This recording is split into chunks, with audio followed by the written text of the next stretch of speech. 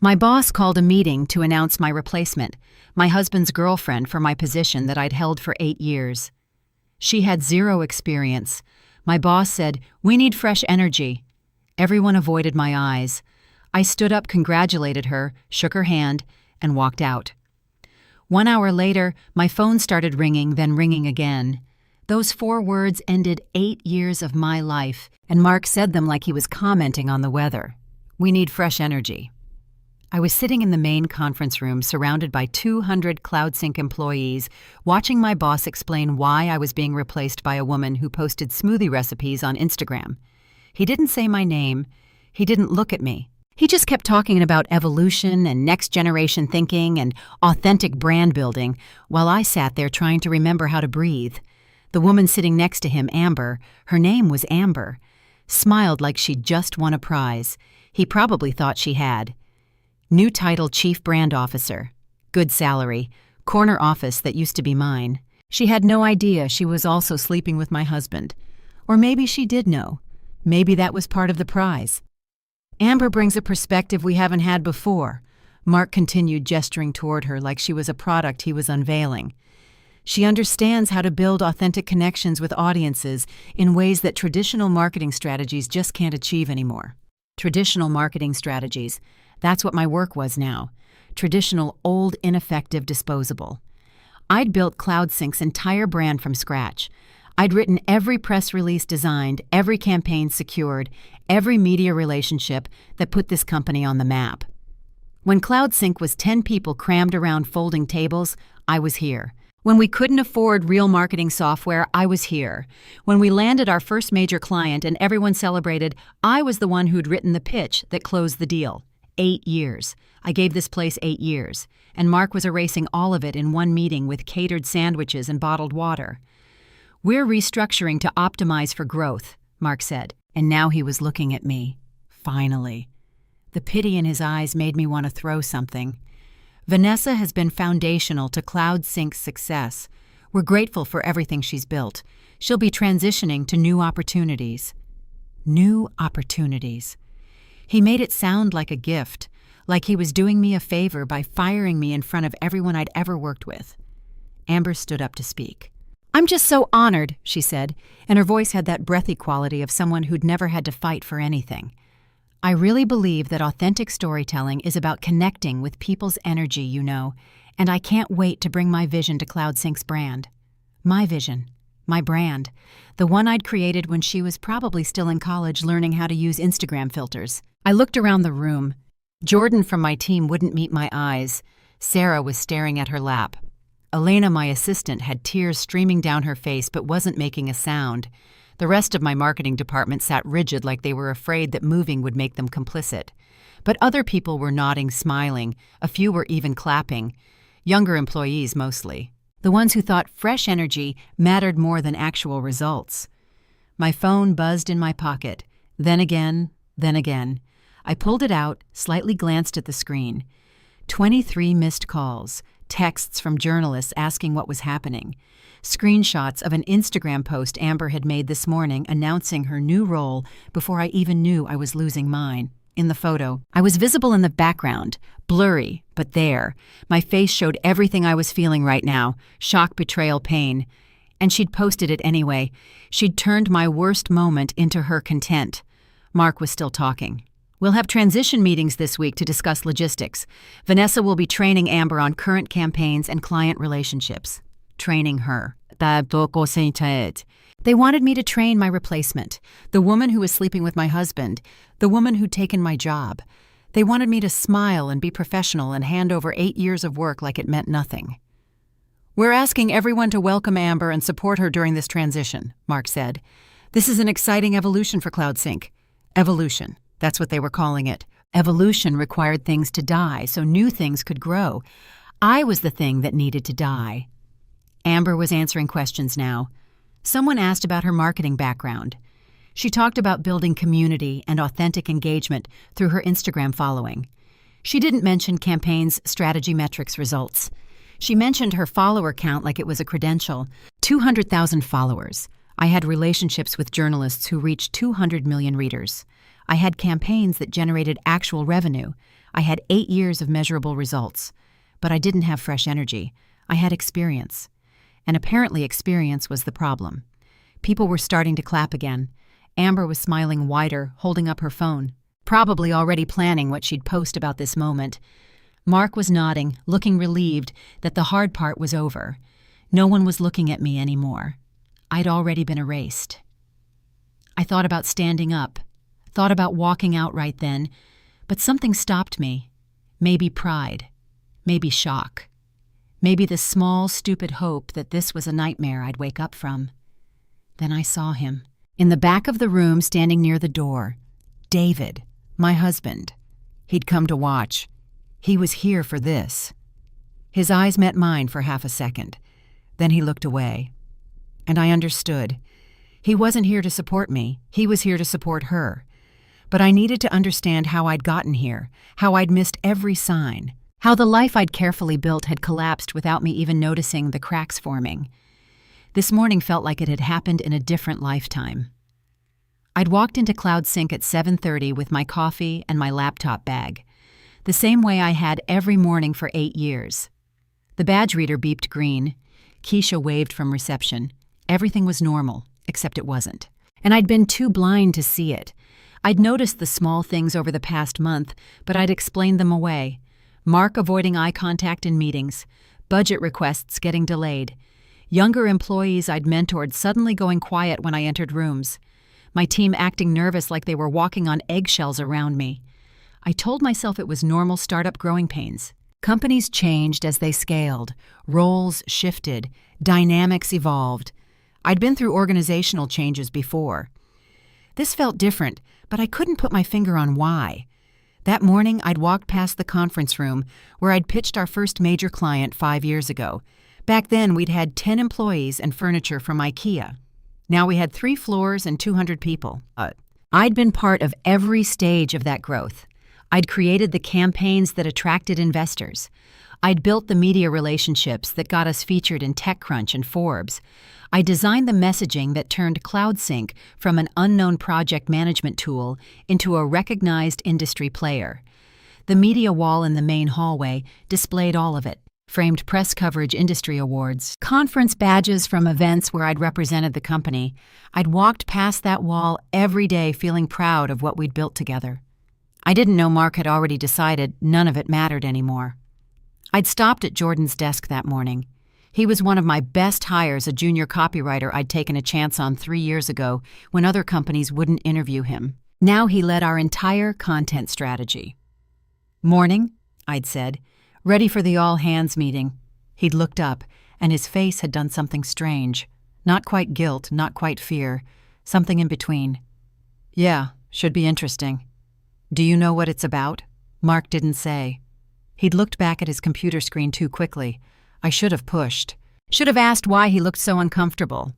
But I'd been distracted thinking about the Q4 campaign proposal I needed to finalize the client meeting scheduled for tomorrow, the dozen other tasks filling my calendar. I'd been so focused on doing my job that I didn't notice my job was already gone. Elena, my assistant, had been waiting at my office door when I arrived. She'd worked with me for 4 years. I knew her kids' names, her husband's job, her mother's health struggles. We'd celebrated promotions and survived crises together. She was more than an assistant. She was family. "Morning," I'd said, unlocking my office. "What's on the agenda today?" She'd hesitated.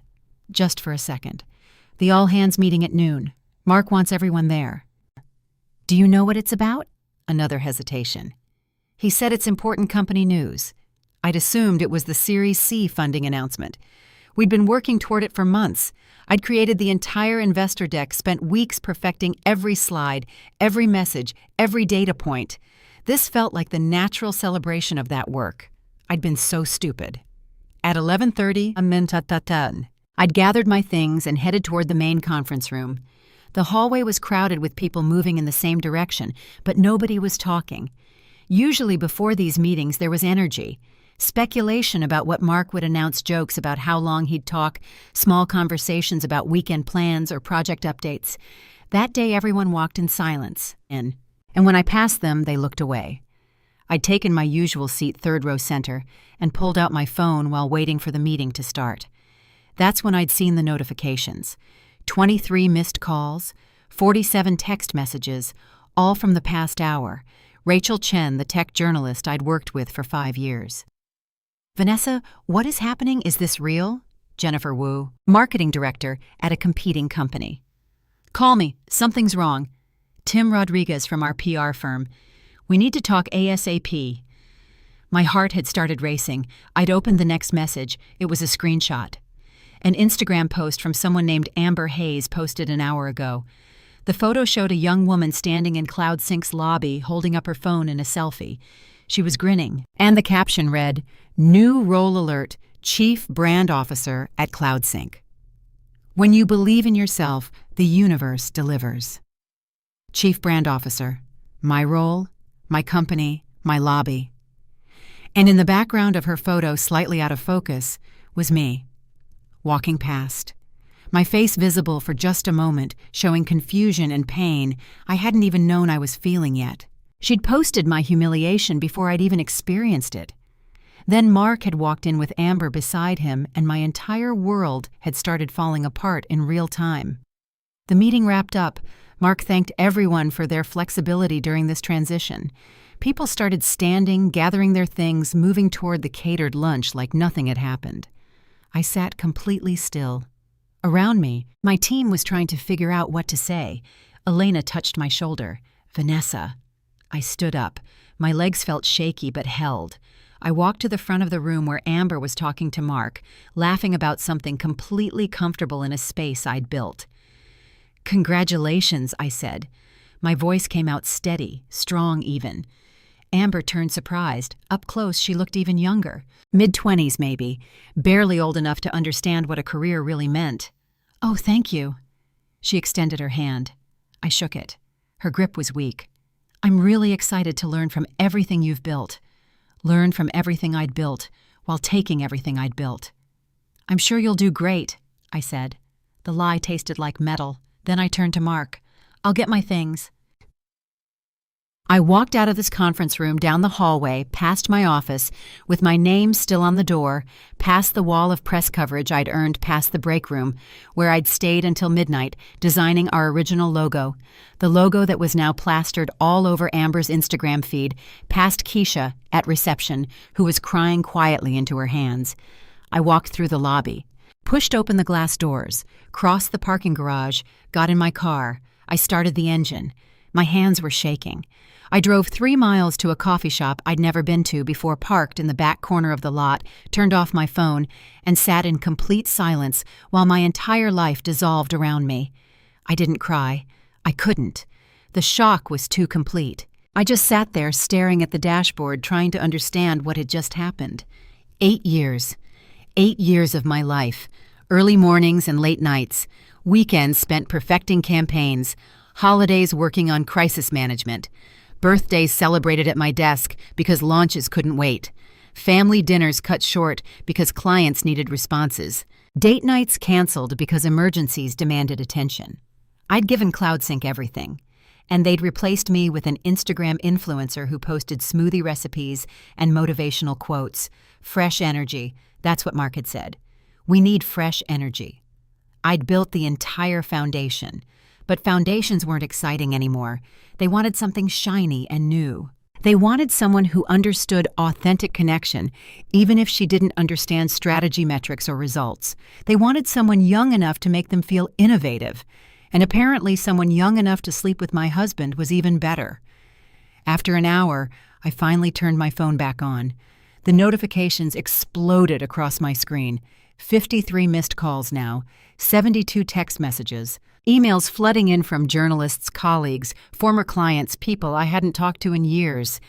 Everyone was asking the same question. What happened? I didn't have an answer yet. All I knew was that 1 hour ago, I'd had a career I'd spent 8 years building, a reputation I'd earned through measurable results, a team that depended on me, a company that wouldn't exist in its current form without my work. Now I had nothing, and somehow I'd been the last person to know it was coming. I turned my phone back on because I had to, because sitting in silence wasn't solving anything, because the questions flooding my mind needed answers I couldn't find alone in a parking lot. The screen lit up. 89 notifications now. The number kept climbing as I watched. I opened the first text from Rachel Chen, the tech journalist. "I'm trying to verify this before I write anything. Can you call me? This doesn't make sense." Jennifer Wu had sent 3 messages. "Where are you? Are you okay? I have screenshots of everything if you need them." Tim from the PR firm, CloudSync's board, is going to hear about this. This is a disaster.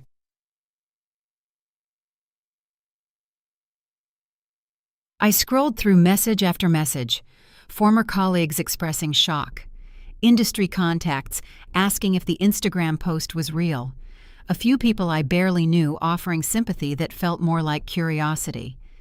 Then I saw messages from my team. "Jordan, I'm so sorry. I wanted to tell you." "Oh. Sarah. This isn't right. None of us agree with this." "Elena, please let me know you're okay." They'd known. My own team had known I was being fired, and they'd sat in meetings with me pretending everything was normal. They'd smiled at my jokes, accepted my feedback on their work. Let me believe I still had a future at the company I'd built. How long had they known? A week, 2 weeks? Had they talked about it amongst themselves, trying to decide if anyone should warn me? Or had they simply accepted it as inevitable, the way you accept bad weather? My hands were shaking. I put the phone down on the passenger seat and pressed my palms against my eyes until I saw spots of light. The coffee shop in front of me was busy. Through the window I could see people ordering drinks, working on laptops, having normal conversations about normal problems. Their worlds were intact. Mine had just imploded, and they had no idea someone was sitting 50 feet away trying to figure out how to breathe through the wreckage. I picked up my phone again, opened Instagram, searched for Amber Hayes. Her profile loaded. 201,000 followers now. She'd gained 1,000 since this morning. Her bio read lifestyle creator, chief brand officer at CloudSync, manifesting abundance, DM for collabs. She'd already updated her bio, already claimed the title, already made my job part of her personal brand. I scrolled through her feed, smoothie bowls arranged artfully with fresh berries, workout selfies in expensive athleisure, motivational quotes in white cursive font over images of sunsets and beaches. You are the CEO of your own life. Abundance flows to those who believe. Your vibe attracts your tribe. Nothing about marketing strategy, nothing about campaigns or metrics or actual business results. Just aesthetic photos and empty platitudes that somehow convinced Mark she was qualified to lead a marketing department. I kept scrolling. Then I found it. A post from 6 months ago. A photo of Amber at a restaurant smiling at the camera. And in the background, slightly blurred but unmistakable, was David. My David. Sitting across from her laughing at something she'd said 6 months ago. They'd been together for at least 6 months, and I'd had no idea. I zoomed in on the photo. David was wearing the shirt I'd bought him for his birthday, the one he'd claimed to love but rarely wore. He'd worn it for her. The caption on the photo, "Best dinner conversations with the best company." Sometimes the universe puts exactly the right people in your path. 43 comments, "Easy Nita," all variations of "so cute" and "you deserve this," and "manifesting this energy." Nobody questioned who the man in the background was. Nobody asked if he was married. They just celebrated her happiness while she destroyed mine. I clicked back to her most recent post, the one from this morning, the one announcing her new job at my company. The photo showed her in CloudSync's lobby, phone held high, grinning like she just won an award. And there I was in the background, blurry but visible. My face showed everything. Confusion hurt the beginning of understanding that something terrible was happening. She'd captured my worst moment and turned it into her content. My humiliation was her engagement. The post had 4,200 likes now, 312 comments. I read through them, my stomach twisting tighter with each one. "Congratulations, Queen, you manifested this. So proud of you. This is what happens when you stay in your power. Chief brand officer at your age, you're literally goals." A few comments were different. Wait, who's the woman in the back? This feels uncomfortable. Did someone just lose their job? But most people didn't care. They just saw a young woman celebrating success, and they celebrated with her. They had no idea that success was built on sabotage, a fair and calculated destruction of someone else's career. One comment made me stop scrolling.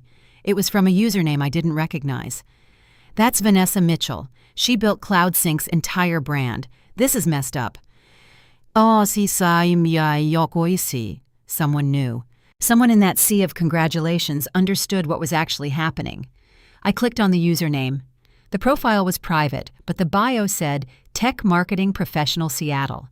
Someone in my industry, someone who knew my work, someone who saw this for what it was. It was a small thing, one comment among hundreds, but it mattered because for the first time since walking out of that conference room, I felt like I wasn't completely alone.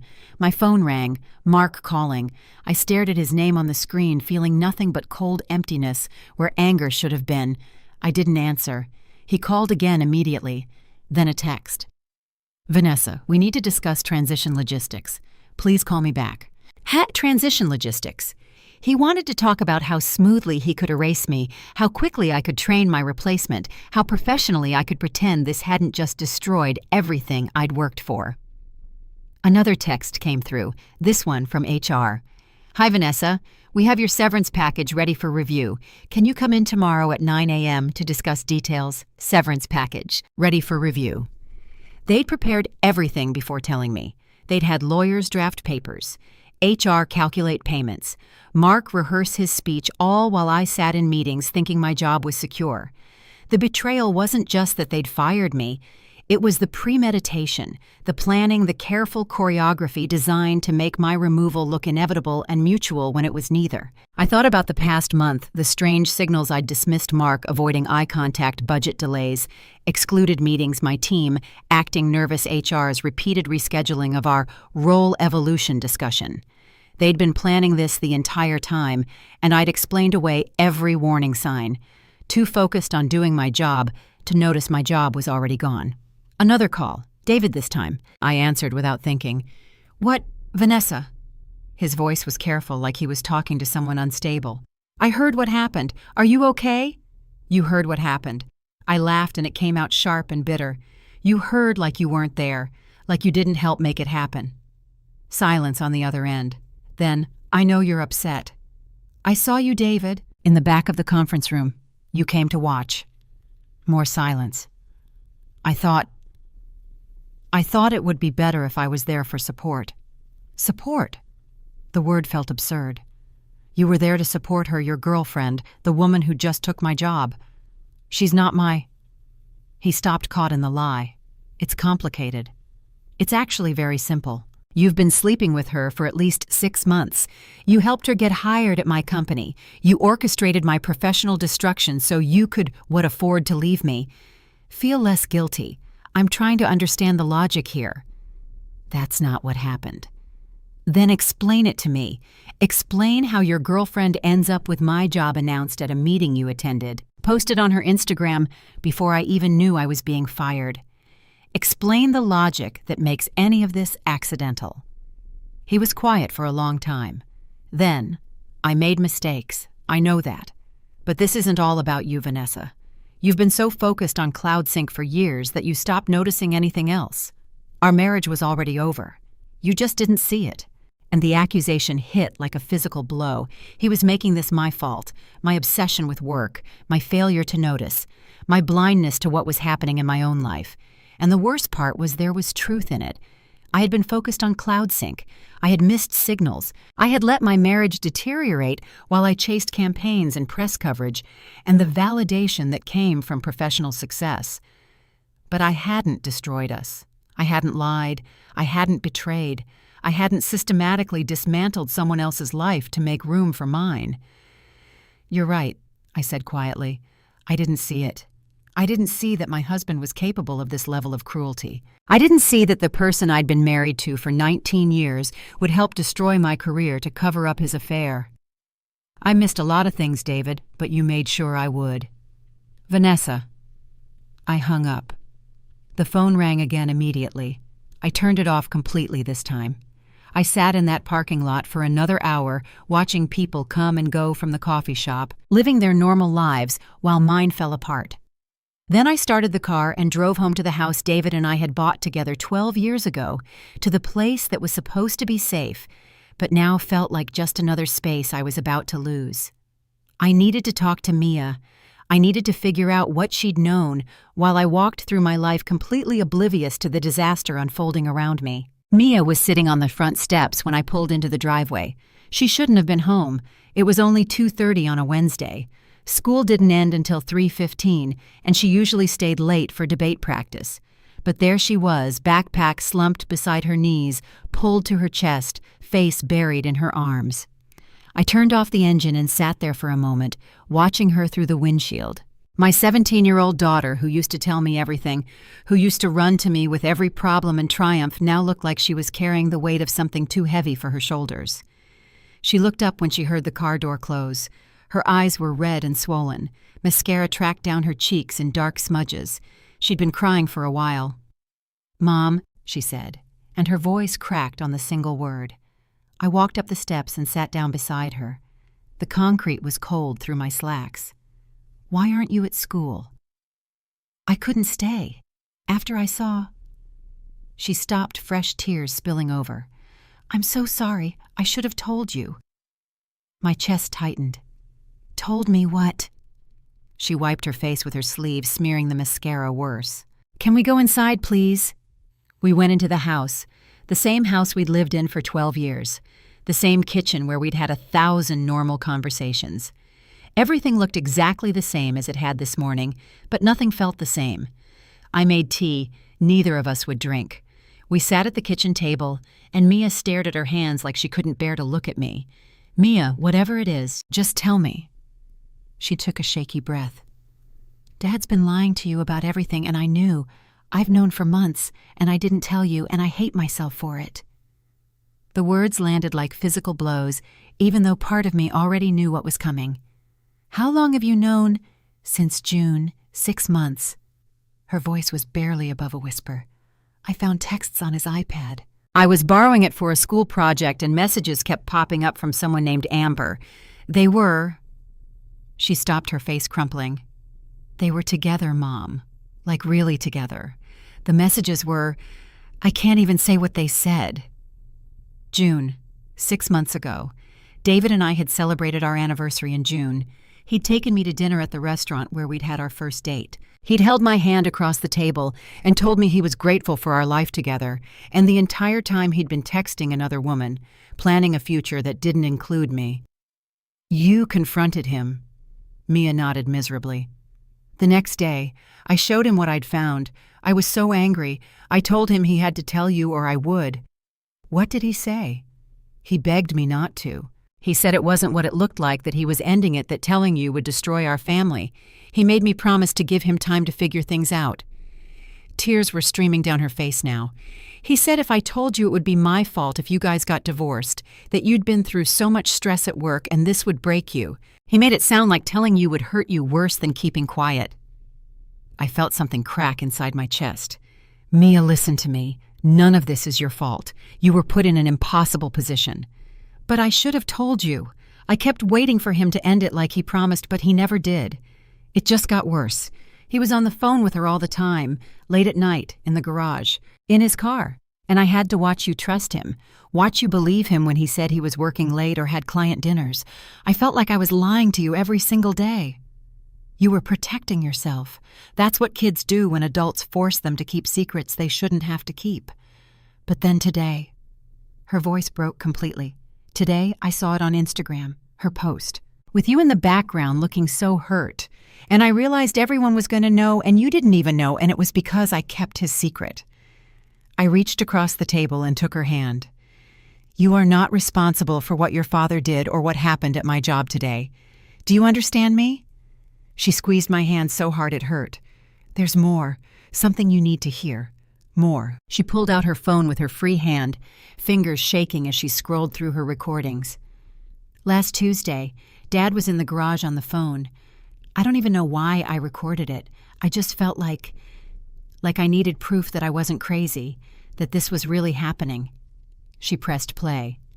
David's voice came through the speaker clear and casual. Mark owes me. I've sent him 3 major clients this year. He'll do this. Then a woman's voice I didn't recognize but knew had to be Amber. But what about Vanessa? Won't she be upset? David laughed. Actually laughed. Don't worry about her. Mark's already looking to make changes. He's been talking about bringing in younger leadership for months.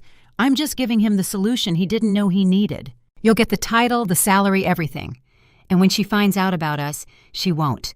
Not until it doesn't matter anymore.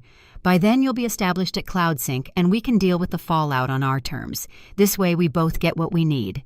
Amber's voice again lighter now. You're terrible. I'm practical.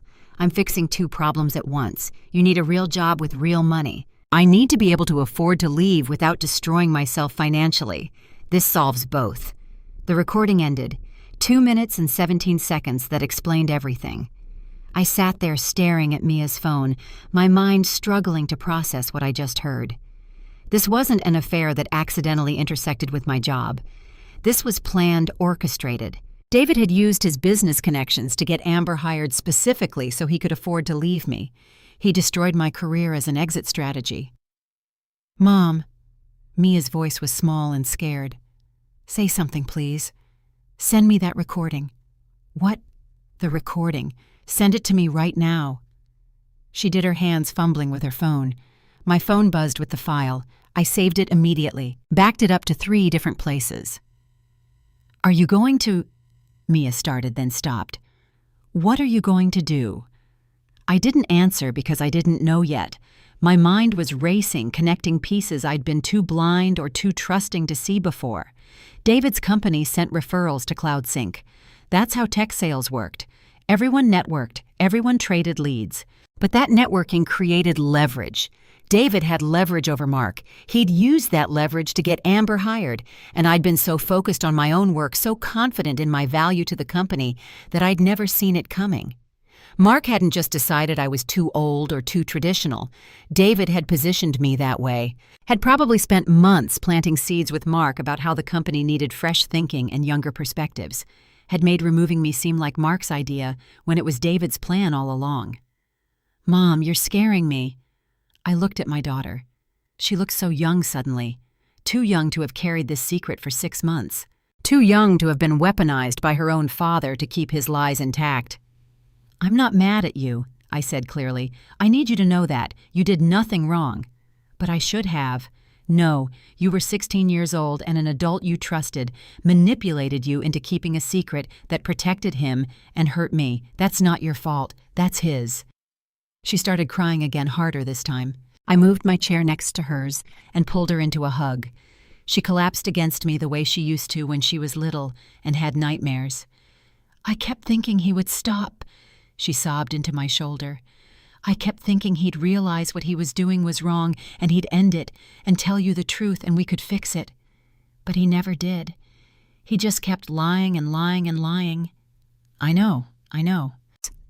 We sat there for a long time holding each other while everything we'd thought was solid crumbled around us. The house felt different now. It wasn't home anymore. It was just a building where lies had been told and betrayals had been planned. Eventually, Mia pulled back, wiping her face. What happens now? I don't know yet, but we're going to figure it out together. Are you going to divorce him? The question was so direct, so practical, so Mia. Yes. She nodded like she'd expected that answer. Good. He doesn't deserve you. My phone started buzzing on the table. I'd turned it back on before leaving the parking lot, and now the notifications were flooding in again. 37 missed calls, 62 text messages.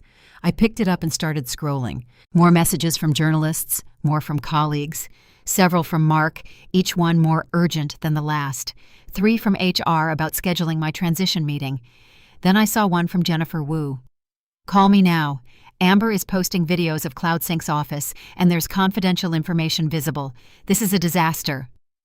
I opened Instagram, searched Amber's profile. She'd posted 4 more times since the announcement this morning. The first was a getting ready for my first day video, filmed in what looked like an expensive apartment. Designer clothes laid out on a white bed, makeup products arranged on a marble counter. her voice narrating, "First day as Chief Brand Officer. I still can't believe this is real. Manifesting really works, you guys." The second was a photo of her standing in CloudSync's lobby, same location as this morning's post, but this time giving a peace sign. Caption, "Walking into my new office like I own the place." Because I kind of do. The third was what Jennifer had warned me about. A video tour of the office. Amber walking through CloudSync's floors, narrating cheerfully about the amazing space and incredible energy. But she didn't know what she was filming, didn't know or didn't care. She panned across a conference room where our product development team had left documents on the whiteboard. Documents marked internal only, showing our Q4 product roadmap. Features we hadn't announced yet. Release dates, pricing strategies. Everything our competitors would love to know. She filmed herself sitting at a desk, my old desk, and behind her, clearly visible on the credenza, was a printed presentation deck. I zoomed in on my phone, squinting at the screen. It was the Q4 investor pitch, the one Mark was presenting to potential Series C investors next week. Customer acquisition costs were visible, revenue projections, competitive analysis showing our weaknesses. Amber had just leaked confidential company information to 201,000 followers and had no idea she'd done it. The fourth post was a photo of her holding a CloudSync branded coffee mug. Caption, "Obsessed with my new company swag. This is just the beginning." Comments were rolling in thousands of them. Most were congratulatory, but some were different now. Is that internal company info in the background? Did she just leak product plans? Someone's getting fired for this. This is so unprofessional. I took screenshots of everything. Every post, every comment, every frame of video showing confidential information. Then I texted Jennifer, "I have screenshots and I have something else. Something about how she got hired. Can you meet tomorrow?" Her response came immediately. "Yes, my office 9 a.m. Bring everything." I looked at Mia, who was watching me with red, swollen eyes. "We're going to be okay, I promise." "How do you know?" "Because I spent 8 years building something real. Your father and Amber destroyed it in one day, but they didn't destroy me. They just showed me exactly who they are." And for the first time since walking out of that conference room, I felt something other than shock and pain. I felt clarity. Cold, sharp, and absolutely certain. That night after Mia went to her room, I sat alone at the kitchen table with my laptop and started digging into my own life. The house was too quiet. Usually David would be home by now, making noise in the kitchen, watching television in the living room, existing in the space we'd shared for 12 years. Tonight, he wasn't here. I didn't know where he was, and I didn't care.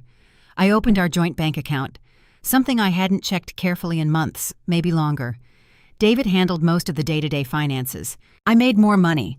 My salary at CloudSync had been $140,000, but he paid the bills, managed the accounts, kept track of expenses. I trusted him with that. I trusted him with everything. I started scrolling through statements from the past year. Restaurant charges I didn't recognize. Places in Seattle I'd never been to. Angelo's Italian Bistro, $187. The Oceanfront Grill, $243. Castaway Bar and Lounge, $156. All charged to our shared credit card. All dinners I hadn't eaten. Then I found a recurring charge. $2,800 every month for the past 7 months. The description said, "Premium Storage Solutions, Unit Rental." We didn't have a storage unit. We'd talked about getting one when we cleaned out the garage last spring, but we'd never followed through. I clicked on the charge, tried to find more details. The payment went to a company called Premium Storage Solutions, but when I searched for them online, nothing came up. No website, no business listing, nothing. I kept digging. Cash withdrawals, large ones, $500 here, $800 there, always on Thursdays, always from the ATM near David's office. 12 withdrawals over the past 6 months totaling more than $7,000. My hands were shaking now. I opened another tab and logged into our home equity line of credit, the account we'd set up 3 years ago for emergencies and home improvements, the account that was supposed to have $50,000 available. The balance showed $3,200 remaining. We'd drawn down $46,800. I stared at the number, my brain struggling to process what I was seeing. I'd never authorized any draws on that account. I'd never signed anything. David must have forged my signature or used our joint access to pull money without telling me. Our home equity, the financial cushion I'd built, Mia's backup college fund, my security, gone. I clicked through the transaction history. The first draw was 18 months ago, $5,000. Then another 2 months later, $8,000. Then more and more. The amounts got larger as time went on. The most recent draw was 3 weeks ago, $6,500. Where had all that money gone? I opened David's email. I knew his password. He'd never changed it from our anniversary year, and I'd never had a reason to snoop before. I felt a brief flash of guilt about invading his privacy, then remembered he'd just destroyed my career and my marriage, and the guilt disappeared. I searched payment in his inbox. Hundreds of results came up. I started clicking through them. Receipts from something called Poker Now Elite, an online gambling site. Small amounts at first, $50 here, $100 there, then larger. $500, $1,000, $2,500. He'd lost $31,000 over the past 2 years playing online poker. Then I found emails from someone named Marcus Thorne. Subject lines like, payment schedule. We need to discuss your balance. And final notice, action required. I opened them. My stomach dropped further with each one.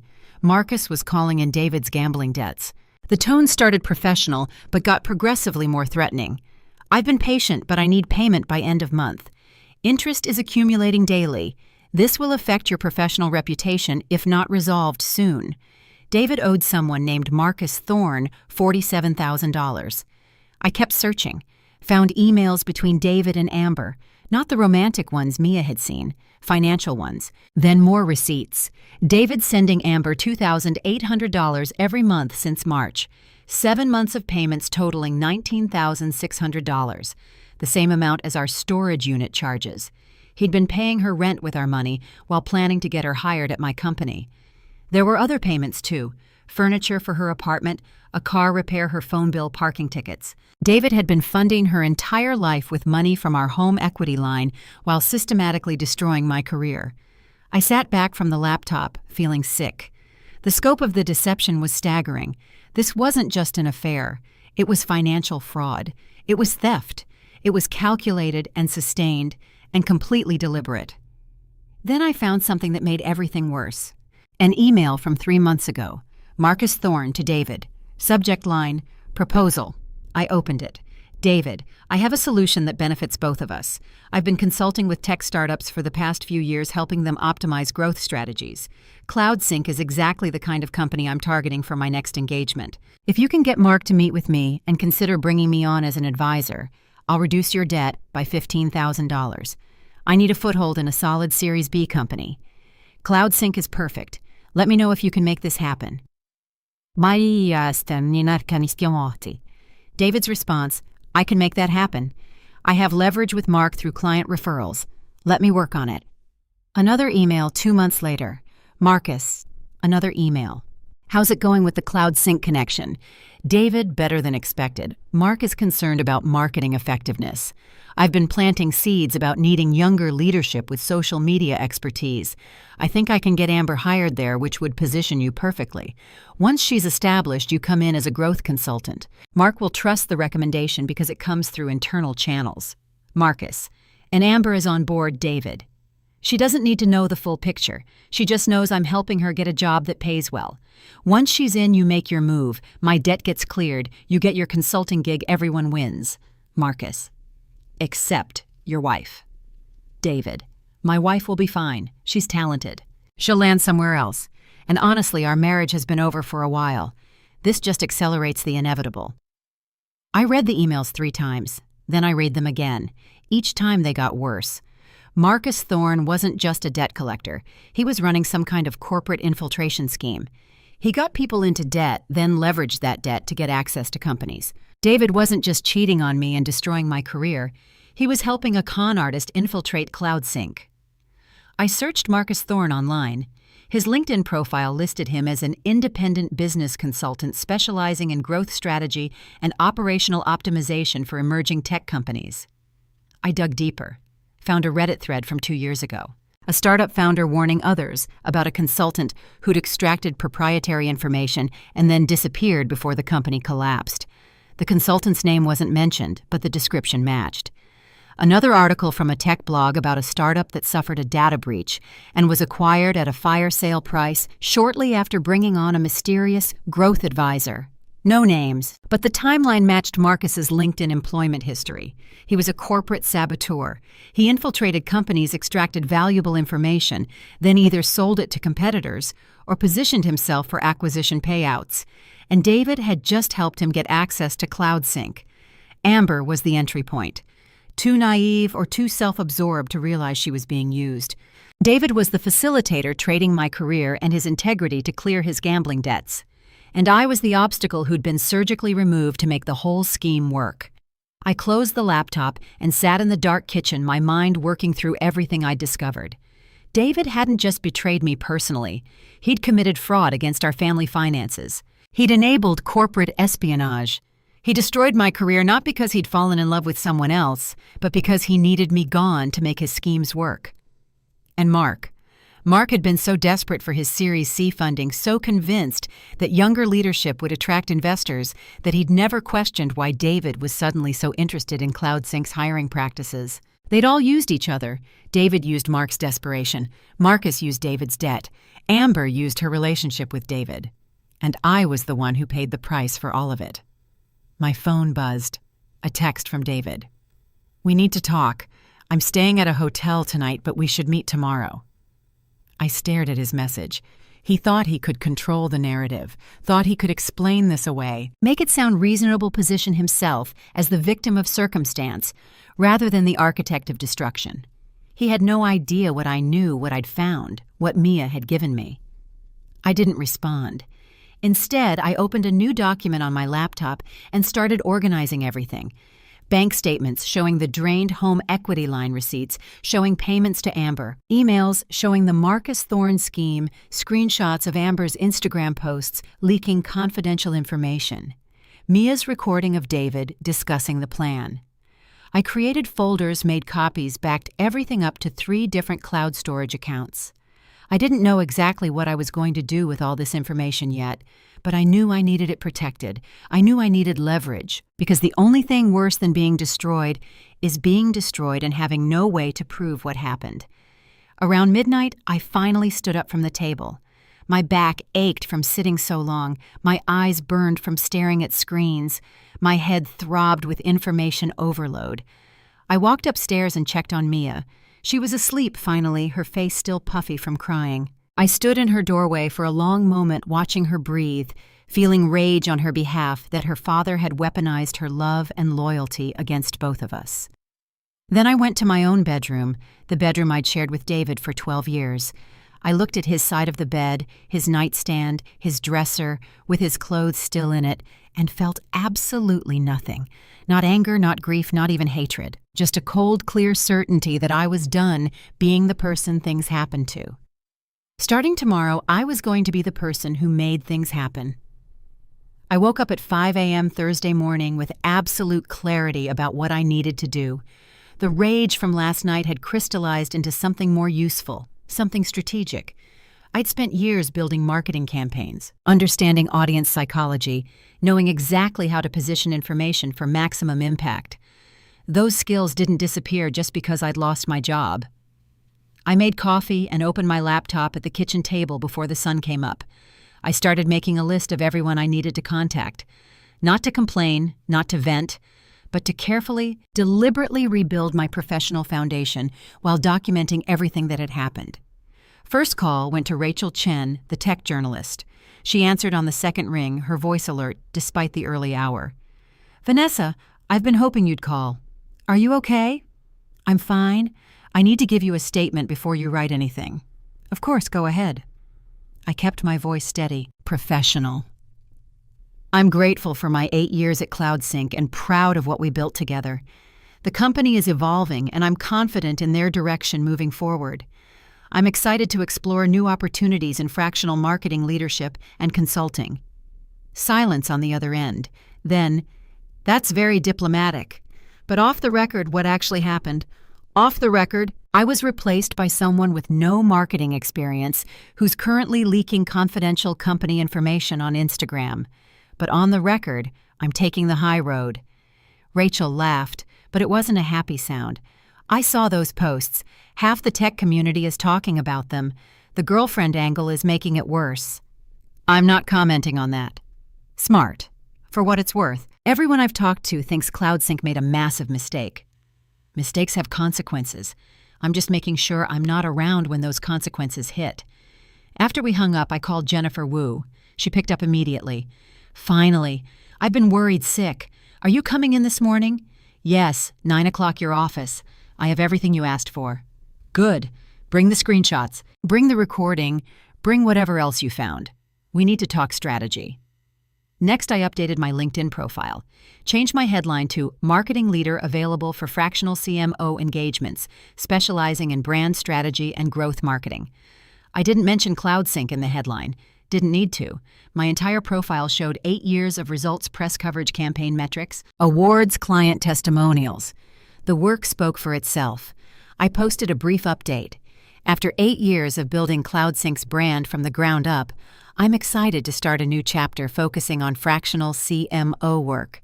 Looking forward to helping multiple companies benefit from strategic marketing leadership, open to conversations with organizations that value experience and measurable results. Professional, positive, no bitterness, no drama. Within an hour, I had responses. Former colleagues commenting with supportive messages. Recruiters reaching out via DM. 3 companies I'd worked with as a vendor asking if I was available for consulting projects. By 7 a.m., I had 4 meetings scheduled for next week. All consulting opportunities, all paid. None of them requiring me to sit in an office and pretend to respect people who'd betrayed me. Mia came downstairs around 7:30, eyes still puffy, but her face set with determination. She'd showered and dressed for school, but I could see the weight she was still carrying. Mom, are you okay? I'm better than okay. I'm taking control. She sat down across from me at the table. What does that mean? It means I spent 8 years building something valuable. That value doesn't disappear just because one company was too short-sighted to see it. I'm going to keep doing what I'm good at just on my own terms now. And Dad, your father made choices. He's going to live with the consequences of those choices. Are you going to use the recording, the one I gave you? I looked at my daughter. She was 17, but she'd been forced to grow up too fast over the past 6 months. I don't know yet, but having it gives me options. Sometimes the threat of exposure is more powerful than actual exposure. She nodded slowly. I'm proud of you for not falling apart. Oh, I fell apart. You just didn't see all of it. The difference is I didn't stay there. After Mia left for school, I continued working. I created a folder on my laptop labeled Documentation and organized everything I discovered. Bank statements showing the drained home equity line, screenshots of David's emails with Marcus Thorne, receipts showing payments to Amber, the Instagram posts showing leaked confidential information, Mia's audio recording. I made 3 copies, one on my laptop, one on an external hard drive, one in cloud storage that required 2-factor authentication to access. Then I printed physical copies of everything and stored them in a locked filing cabinet in my home office. The office David never entered because he claimed my work stuff was too boring. Around 8:30, I drove to Jennifer Wu's office across town. She worked at TechVision, one of CloudSync's main competitors. We'd been friends for 6 years, meeting at industry conferences and staying in touch through occasional coffee meetings and professional advice exchanges. Her office was in a modern building in South Lake Union. Glass walls, open floor plan, the kind of workspace that screamed, "We're innovative," while actually being fairly standard for Seattle tech companies. Jennifer was waiting in a small conference room with coffee and bagels she knew I wouldn't eat. She took one look at my face and hugged me hard. "I'm so angry for you," she said. "This is beyond unprofessional. It's sabotage." I sat down and pulled out my laptop. It's worse than sabotage. It's a coordinated scheme involving gambling debts, corporate infiltration, and fraud. Her eyes widened as I walked her through everything. The Marcus Thorne emails, the drained home equity line, David's gambling debts, the plan to get Marcus positioned as an advisor at CloudSync. "This is insane," she said when I finished. "This is like corporate espionage movie plot insane. It's real, and CloudSync has no idea what's coming." "Are you going to warn them?" I hesitated. This was the question I'd been wrestling with all morning. I don't know. Part of me wants to watch them burn for what they did, but another part remembers that there are good people there. People I hired, people I trained. They don't deserve to be collateral damage in Marcus's scheme. "What does your lawyer say?" "I don't have a lawyer yet. That's this afternoon's project." Jennifer pulled out her phone. "I'm texting you the name of the lawyer I used for my divorce. She's sharp, she's tough, and she doesn't mess around. Tell her I sent you." "Thank you. Now let's talk about work. Real work. Are you serious about fractional CMO consulting?" "Completely serious. I need income. I need flexibility, and I need to not be dependent on any one company ever again." Jennifer smiled. "Good. Because I have 3 companies that need exactly what you offer. They're all Series A or Series B startups. They need strategic marketing leadership, but can't afford or don't want a full-time executive. You'd work maybe 15 to 20 hours a week per company. Set your own schedule. Charge consulting rates instead of salary." "What's the pay?" "For 3 companies at 20 hours each, you'd clear $180,000 annually, more than your CloudSync salary, and you'd have autonomy they could never give you." I sat back in my chair processing this. That's actually perfect." "I know. I've been doing it for 2 years. It's the best decision I ever made. No office politics, no organizational drama, just strategy execution results. You do good work, they refer you to others, your reputation grows." "Can you introduce me?" "Already sent emails this morning. All 3 companies want to meet with you next week." For the first time in 2 days, I felt something like hope. Not the naive hope of thinking everything would magically fix itself, but the realistic hope that came from having a concrete plan and the skills to execute it. Jennifer leaned forward. "Now, about CloudSync. What are you going to do?" "I'm going to wait. Let Amber keep posting. Let Marcus make his moves. Let Mark realize he's made a catastrophic mistake. And when they finally panic and ask for help, I'll decide if they deserve it." "That's cold." "They earned it.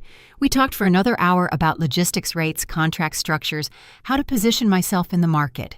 Jennifer had been through this transition herself and knew every pitfall to avoid.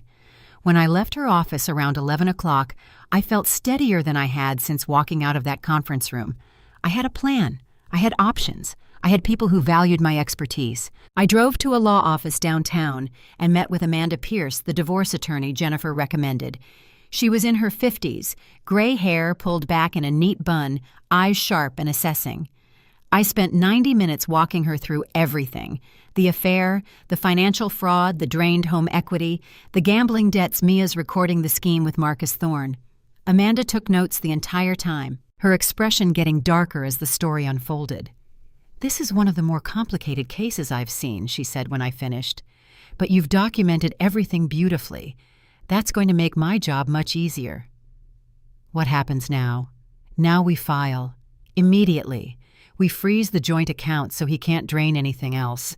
We file for divorce citing fraud and financial misconduct. We position you as the victim of deliberate deception, not a failed marriage. And we make sure he doesn't get to rewrite this story as a mutual parting of ways." "How long does this take?" "In Washington, 90 days minimum.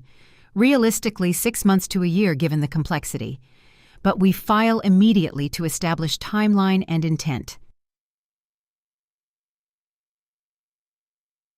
I signed the retainer agreement, transferred money from my personal savings account that David didn't have access to, and walked out of that office with paperwork that would legally end my marriage. It should have felt more significant, more emotional. Instead, it just felt like checking off another task on a very long list. My phone rang as I was driving home. Unknown number. I almost didn't answer, but something made me pick up. Vanessa Mitchell. "Yes. This is Linda Carson. I don't know if you remember me, but I was your boss at TechCorp about 12 years ago." I did remember. Linda had been an excellent manager before I left for CloudSync. "Of course I remember. How are you?" "I'm well. I saw your LinkedIn update this morning. I wanted to reach out because I think we should talk." "About about the fact that what happened to you happens to women in tech constantly, and about how there's a network of us who've decided to do something about it. Linda Carson wanted to meet in person. She suggested a coffee shop in Fremont Neutral Territory, away from both our offices, though I didn't have an office anymore. I arrived 15 minutes early, ordered coffee I didn't drink, and sat by the window, watching people pass by on the sidewalk. Normal people living normal lives, going to jobs where they felt secure, coming home to partners who hadn't destroyed them. Linda walked in at exactly 2 o'clock. She looked the same as I remembered: sharp gray suit, confident stride, the kind of presence that made junior employees straighten their posture. But her expression was softer than it used to be, less corporate armor, more genuine warmth. "Vanessa." She hugged me before sitting down. "You look good. Tired, but good." "I'm surviving." "You're doing more than surviving. I've been watching your LinkedIn activity. 4 consulting meetings scheduled already. That's not survival, that's strategy." I managed a small smile. "Old habits." Linda pulled out her laptop and opened it between us. "I want to show you something. It's a network I've been building for the past 3 years. Women in tech, mostly over 40, all of whom have been pushed out of companies they helped build. We call ourselves the Collective." She turned the screen toward me. It showed a private website with profiles of about 20 women: marketing directors, CTOs, operations managers, product leads, all with impressive credentials, all marked as available for fractional executive work. "We're not a formal company," Linda explained. "We're a referral network. When a startup or established company needs executive-level expertise, but can't afford or doesn't want a full-time hire, they come to us. We match them with the right person. Everyone sets their own rates, their own hours, their own terms." "How does it work financially?" "You contract directly with the client. We just facilitate the introduction. No placement fees, no commission. The only requirement is that if you get work through the Collective, you refer other opportunities back to the network when you can." I scrolled through the profiles. Every woman had a story similar to mine, written between the lines of their professional accomplishments. Decades of experience, proven results, suddenly deemed not the right fit for companies they'd built. "Why are you telling me this?" Linda closed the laptop. "Because what happened to you is going to keep happening unless we create alternative structures. The tech industry is addicted to youth. They think innovation requires inexperience. They're wrong, but they won't figure that out until they've burned through enough talented people. In the meantime, we need to survive. This is how we survive." "The 3 companies you mentioned, they're through this network." "Yes, all startups between Series A and Series C. All need strategic marketing leadership. All specifically asked for someone with real experience because they've already tried the fresh energy approach and it didn't work." Something loosened in my chest. "When can I start?" "Next week. I'll send you the contracts this afternoon. But Vanessa," Linda's expression turned serious, "you need to know that doing this work well requires letting go of what happened at CloudSync. Not forgetting, not forgiving, but letting go enough that you can focus on building something new instead of dwelling on what you lost." "I'm not dwelling. You're documenting everything. Jennifer told me." Linda held up her hand before I could protest. "I'm not saying it's wrong. I did the same thing when I got pushed out of my VP role 8 years ago. I had folders full of evidence emails, proof of my value. You know what I did with it?" "What?" "Nothing. Because I realized the evidence didn't matter. They didn't fire me because I was incompetent. They fired me because keeping me around made them feel old. No amount of proof was going to change that. So I stopped trying to prove my worth to people who'd already decided I didn't have any. And I started proving it to people who were actually looking." Her words hit harder than I expected. Because she was right. I'd been so focused on documenting David's betrayal, Amber's incompetence, Marcus's scheme, that I'd barely started actually rebuilding. "What happened to the evidence, the folders?" Linda smiled. "Still have them, backed up in 3 places. Because sometimes knowing you have leverage is enough. You don't have to use it. You just have to know it's there if you need it." We talked for another hour about the Collective, about fractional work, about how to position myself in the market. Linda had been through exactly what I was experiencing. She understood the specific pain of being erased by people you trusted. When we finally stood to leave, she handed me her business card. "Call me if you need anything. And Vanessa, you're going to be fine. Better than fine. This is going to be the best professional decision you never wanted to make. I drove home feeling something I hadn't felt in days. Not happiness exactly, not relief, but possibility. The sense that there was a path forward that didn't require me to destroy anyone or prove anything. I could just build something new. Mia was home when I arrived, sitting at the kitchen table doing homework. She looked up when I walked in. "Mom, Dad's been calling." "I know, I've been ignoring him. He wants to talk. He keeps saying you're being unreasonable." I set my bag down and sat across from her. "What do you think, am I being unreasonable?" She considered the question seriously. "I think you're being smart. He wants to control the narrative. If you talk to him, he'll try to make this all sound reasonable, like he had no choice, like you share the blame somehow. When did you get so wise?" "When I spent 6 months watching an adult lie to everyone and realizing I never want to be that person." She paused. "Are you going to talk to him eventually?" "Eventually, when I'm ready, when I have all my pieces in place." "What pieces?"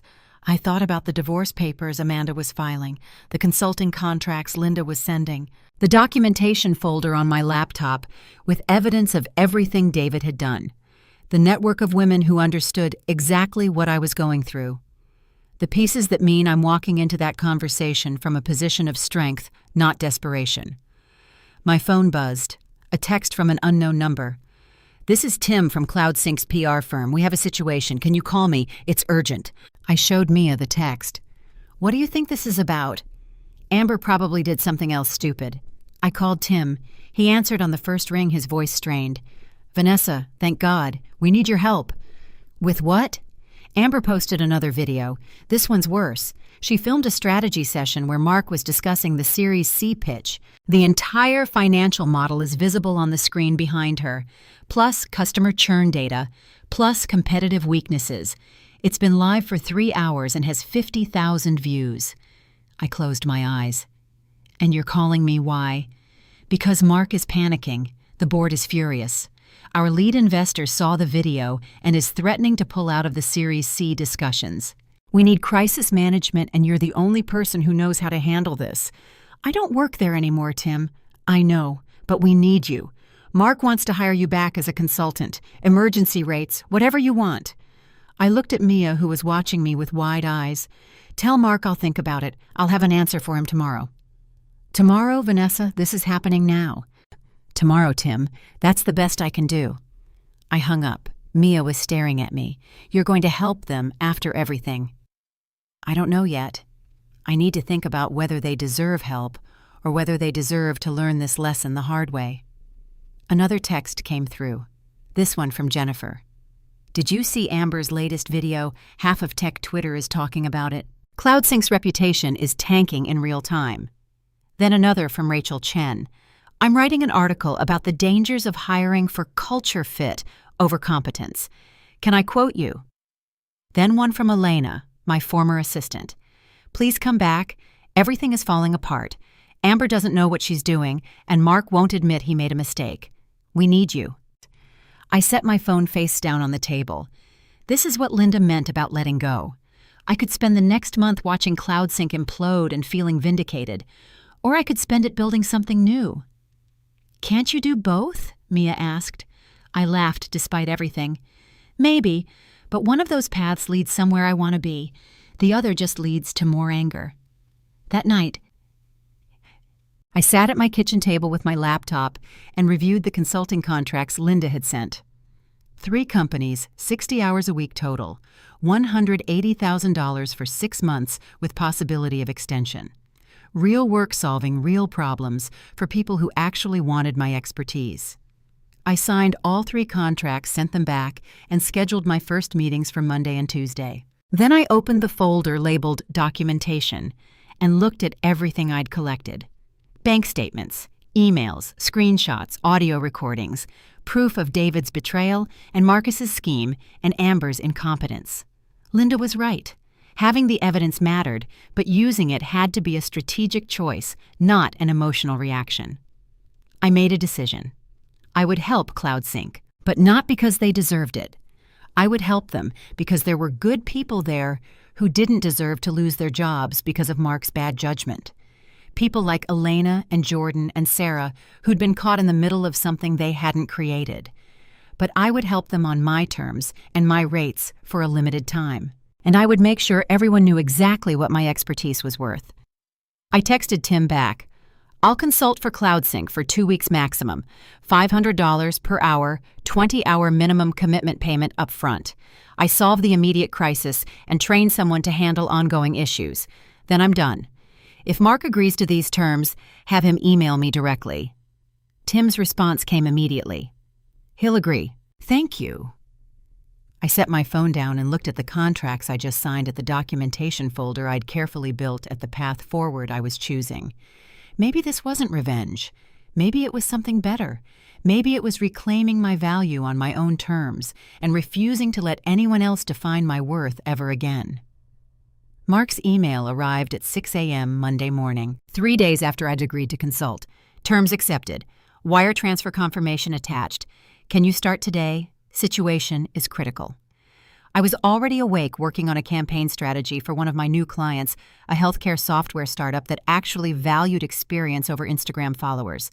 I opened the attachment, $10,000 deposited into my business account, 20 hours at $500 per hour payment up front, exactly as I demanded. I finished my coffee and replied, I'll be there at 10 a.m. Have your PR firm security team and customer success lead available for meetings. No pleasantries, no acknowledgement of our history, just business. I spent the next 3 hours working on my other clients' projects, then drove to CloudSync's office for the first time since walking out of that conference room. The badge reader still recognized my credentials. Security had never deactivated them. I walked through the lobby where Amber had posted her selfie past Keisha's desk, where she looked up with red eyes and mouthed, "Thank you," down the hallway toward the conference rooms, not my old office. I'd made that clear. I was a consultant now, not an employee. I worked in neutral territory.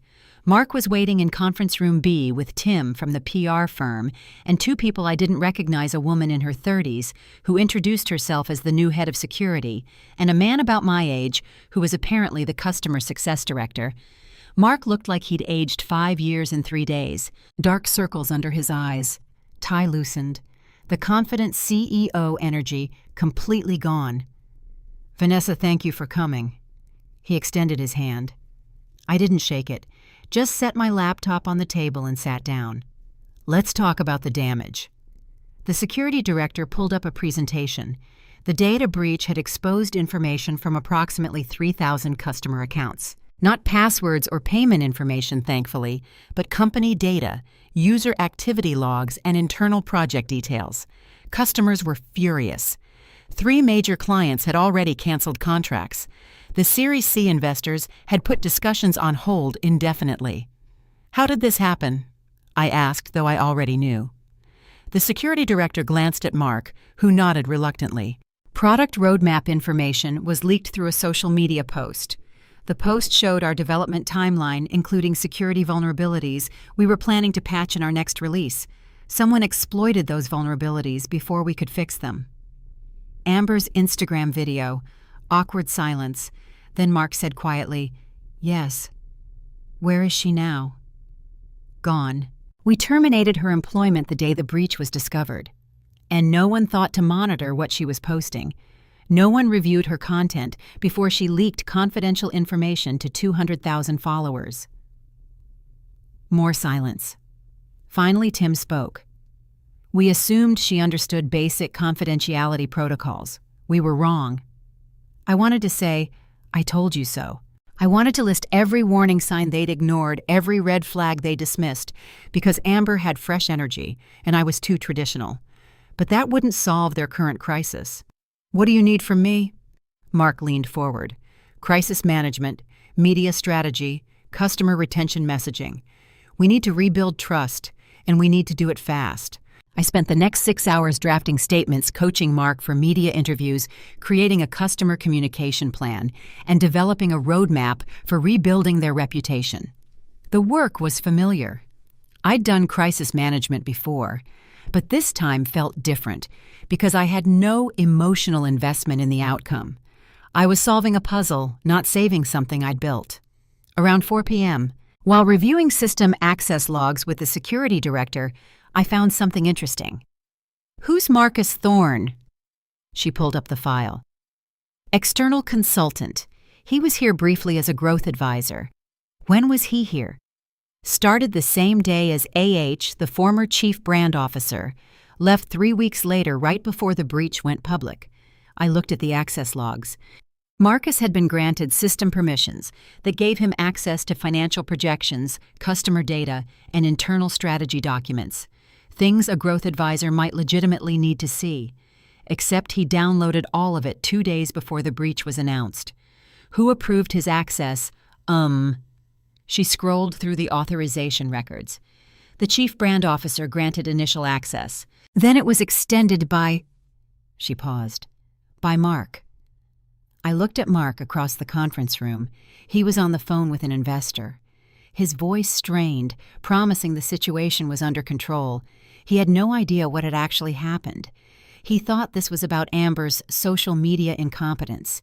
He didn't know about David's gambling debts, Marcus's scheme, the deliberate infiltration of his company by someone who'd done this before. I could tell him. I could explain that this wasn't just a hiring mistake, it was corporate sabotage. I could show him the emails I had found on David's laptop.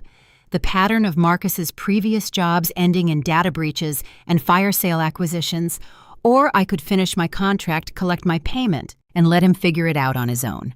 I made my decision. I walked over to where Mark was sitting. He ended his call when he saw my expression. "We need to talk." Privately, we went into a smaller conference room. I closed the door. "Marcus Thorne, tell me about him." Mark looked confused. "Growth consultant. David referred him." "Why?" "David referred him?" "Yes. David's company has worked with Marcus before. He vouched for his credentials." I pulled out my phone and showed Mark the email I'd screenshotted from David's laptop, the one where Marcus offered to reduce David's gambling debt in exchange for access to CloudSync, the one where David agreed to position Amber as the entry point. Mark's face went white as he read. "David orchestrated this. David was desperate. Marcus exploited that desperation. Amber was the naive entry point, and you were too focused on appearing innovative to see what was actually happening. How long have you known about this?" "For a while. And you didn't tell us." I met his eyes directly. "You fired me. You replaced me with someone who had 0 qualifications because she made you feel young and relevant. You humiliated me in front of 200 people. Why exactly would I rush to save you?" Mark slumped in his chair. "You're right. I made a terrible decision. I let David and the board pressure me into thinking we needed younger leadership. I convinced myself that experience was less valuable than energy. I was wrong." "Yes, you were. Is Marcus still accessing our systems?" "No, he got what he came for and disappeared. But you need to investigate whether he sold your data to competitors, and you need to figure out if he's done this to other companies." Mark rubbed his face. "What do I do?" "You hire a forensic security firm to trace what Marcus accessed and where it went. You notify your legal team about potential corporate espionage. You prepare for the possibility that your competitors now have information they shouldn't have, and you pray your insurance covers some of this. Will you stay and help with that?" "No, my contract is for crisis communications, not corporate investigations. I've done what you paid me for. The rest is your problem." I stood to leave. Mark stood too. "Vanessa, I know this doesn't fix anything, but I'm sorry. I'm sorry for how I handled your departure. I'm sorry for not trusting the person who'd actually built this company. You deserved better." The apology landed flat. Not because it wasn't sincere, but because it didn't matter anymore. The damage was done. CloudSync would survive this probably.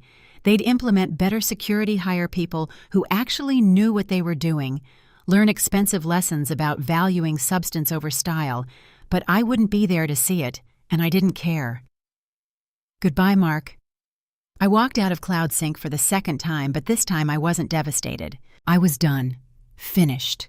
Released from any remaining emotional attachment to a place that had decided I didn't matter. I got in my car and drove home to my apartment, stopping to pick up dinner from the Thai place Mia and I both loved. When I walked in, Mia was on the couch doing homework. She looked up. "How was it?" Satisfying and empty, both at the same time. She closed her textbook. Are you okay? I'm better than okay. I'm free. That night, after Mia went to bed, I was working on my laptop when someone knocked on my door. I looked through the peephole and saw David standing there looking worse than I'd ever seen him. I considered not answering, considered letting him stand there until he gave up and left. But I wanted this conversation, needed it actually. The final punctuation mark on a marriage that had died long before either of us admitted it.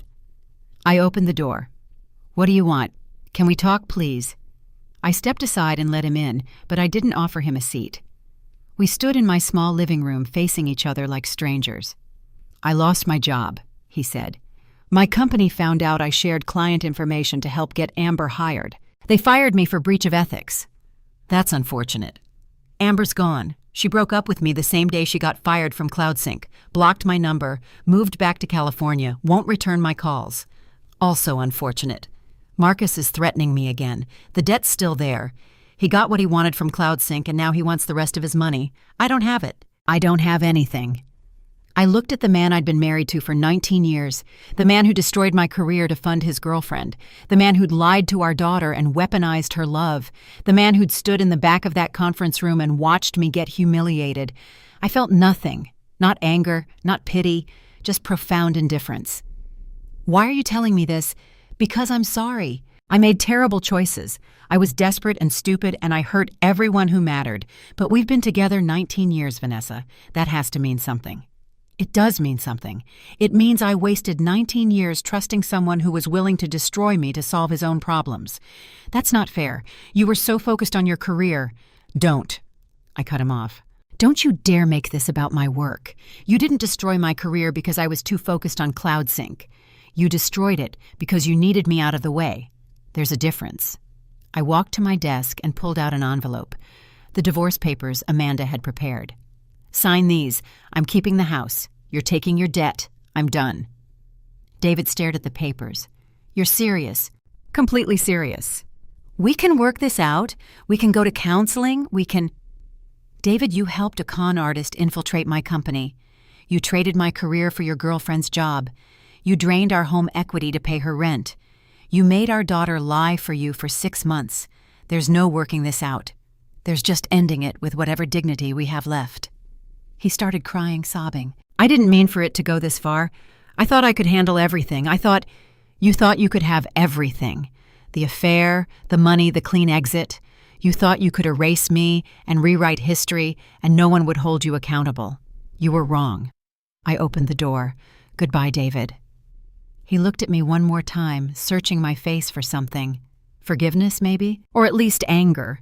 Something that proved I still cared. He found nothing. But then again, I didn't either. He walked out. I closed the door and locked it, and realized I didn't feel triumphant. Didn't feel vindicated. Just tired and finally completely free. The divorce papers came back signed 3 weeks after David left my apartment. No contested clauses. No arguments about asset division.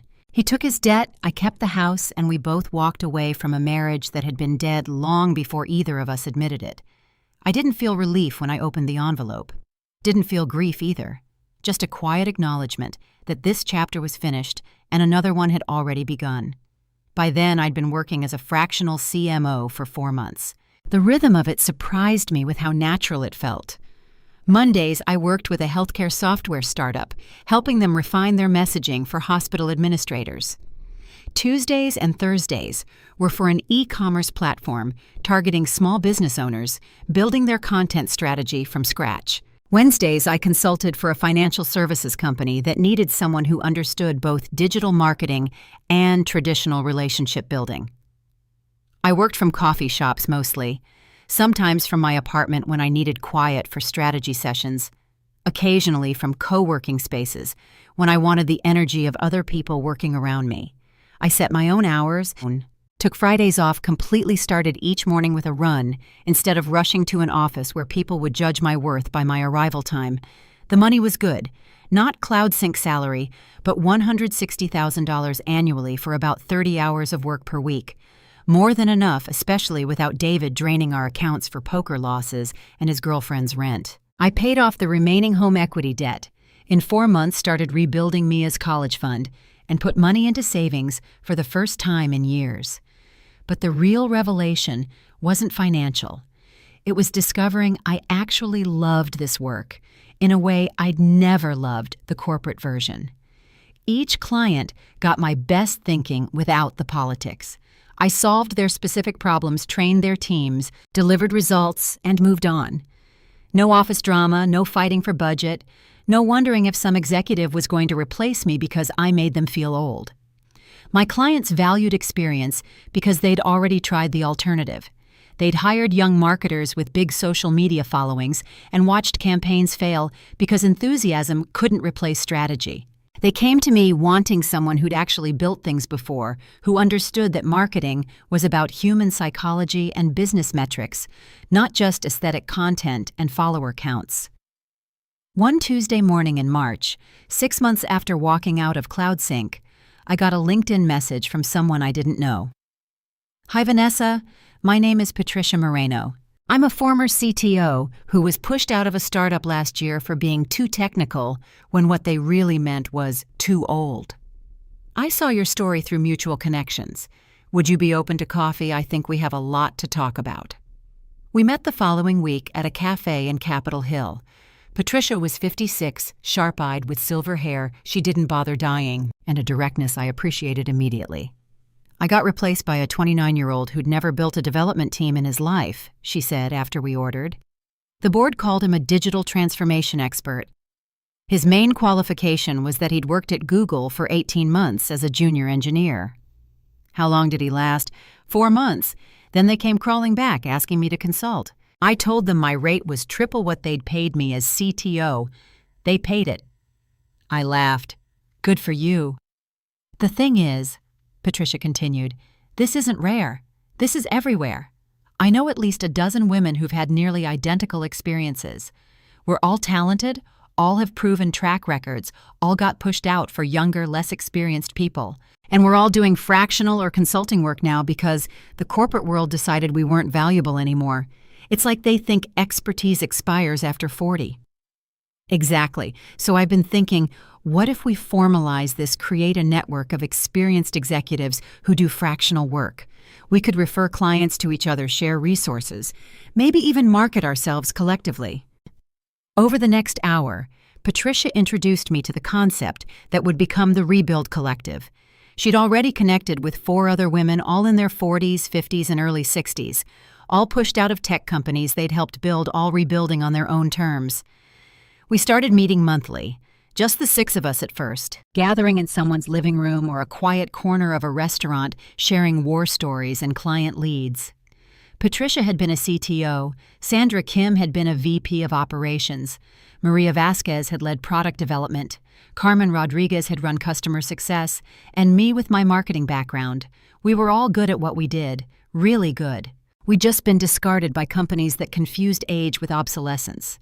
Sandra suggested we create a website market ourselves as the Rebuild Collective Experienced Executives available for fractional leadership. Make it clear we're not looking for full-time positions.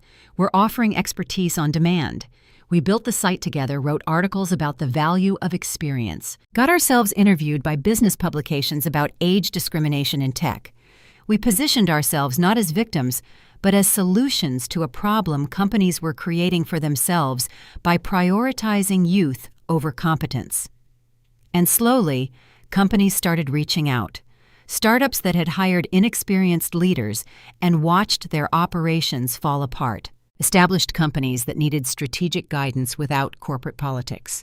Organizations that had learned the hard way that fresh energy couldn't replace institutional knowledge.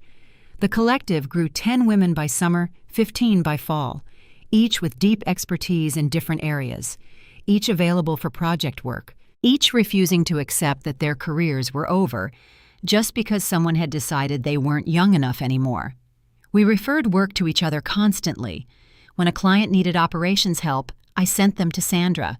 When someone needed product strategy, Sandra sent them to Maria. We built a network based on actual competence and mutual support instead of corporate hierarchy and competition.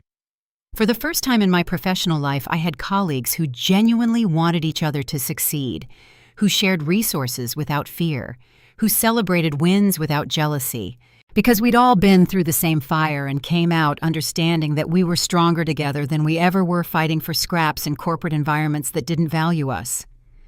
My relationship with Mia deepened in ways I hadn't expected. She started at the University of Washington in September, staying in Seattle, partly because of the good program, but mostly, she admitted, because she wanted to be close to me. We established a Sunday dinner tradition. Sometimes I cooked, sometimes she did. Sometimes we ordered takeout and ate on my apartment balcony watching the sunset. We talked about her classes, her friends, her struggles with trusting people after watching her father lie so systematically. "I keep wondering if I'll ever be able to believe someone again," she said one evening in October. "Like, how do you trust anyone when someone you thought you knew completely turns out to be a completely different person?" "You learn to trust yourself first," I told her. "Trust your instincts. Trust your judgment. Trust that you can survive even if someone betrays that trust. The problem wasn't that you trusted your dad. The problem was that he weaponized that trust." She was seeing a therapist working through the guilt of keeping David's secret. I was seeing one too, unpacking years of tying my self-worth to professional achievement, learning to value myself beyond what I could produce or accomplish. Sometimes we talked about David. Not often, and never with the sharp anger of those first weeks. Just acknowledging the complicated grief of losing someone who'd been important, even though he'd ultimately been harmful. "Do you miss him?" Mia asked once. "I miss who I thought he was. I don't miss who he actually turned out to be." "Do you think he's okay?" I'd heard through mutual acquaintances that David had moved to Montana, taken a sales job with a small company, was slowly paying off his debts. Amber had disappeared completely from social media after the CloudSync disaster. Marcus Thorne was apparently operating under a different name, targeting startups in Austin now. "I think your father is learning consequences," I said. "Whether that makes him okay or not isn't my problem anymore." Once a month, Mia and I volunteered together at a nonprofit that helped women re-enter the workforce after career gaps. I worked with women in their 50s who felt invisible, who'd been stay-at-home mothers or caretakers, and now needed employment but couldn't get past age discrimination and resume gaps. "You're not starting over," I told them. "You're starting from experience. That's completely different. You've managed households, coordinated schedules, solved problems, dealt with crises. Those are leadership skills. You just need to learn how to translate them into language employers understand." Watching Mia listen to these conversations, seeing her grow into someone who valued integrity and resilience over appearances and shortcuts, made everything I'd survived feel purposeful. She was learning what real strength looked like, what rebuilding actually required, what it meant to refuse to let other people define your worth. On a Saturday morning in late November, exactly 1 year after that conference room meeting, I sat in my apartment with coffee and looked at my calendar for the week ahead. Monday client strategy call at 10 o'clock, content review at 2 o'clock. Wednesday, speaking engagement at a tech industry conference about marketing strategy for established companies. Friday, Rebuild Collective monthly meeting, then dinner with Mia. My divorce was final. My consulting practice was stable and growing. Mia was thriving at school. I had a community of women who understood exactly what I'd been through because they'd survived it too. I'd heard CloudSync was struggling. Mark had stepped down as CEO last month after the Series C funding fell through. They'd hired an experienced CMO, someone in her 50s with an actual track record, but the damage to their reputation was taking time to repair. Several key clients hadn't renewed contracts. Employee morale was apparently low. I felt no satisfaction hearing this, no vindication, just a distant acknowledgement that actions had consequences, and those consequences were playing out exactly as they should. Amber was back to posting smoothie recipes and workout selfies, her brief corporate career apparently forgotten. Her follower count had dropped to 180,000. The comments on her posts occasionally mentioned that CloudSync disaster, but mostly people had moved on to the next influencer, the next drama. David was in Montana, and I hoped he was figuring out who he wanted to be without debt and affairs and schemes. I didn't hate him anymore, didn't think about him much at all. He was someone I used to know who'd made choices that had freed me from a life I'd outgrown without realizing it. I thought of the woman sitting in that coffee shop, the one I'd been a year ago, turning off her phone and sitting in stunned silence while her life dissolved. I wanted to tell her she'd be okay, better than okay, that losing everything would force her to discover what actually mattered, that the worst betrayal would lead to the most authentic version of herself, but she wouldn't have believed me. She needed to walk through the fire to understand she couldn't be burned. I wasn't the same person who'd walked out of that conference room. I was harder in some ways, less trusting, less naive about corporate loyalty, but softer in others, more present with my daughter, more honest about my needs, more willing to ask for help. I'd stopped needing applause, stopped needing validation from people who couldn't see my value, stopped measuring my worth by titles or salaries or how many hours I worked. I'd built something real, not for a company, not for a husband, not for anyone's approval, just for myself. A life that felt authentic and purposeful and entirely mine, and that I realized was worth more than any corner office ever could be.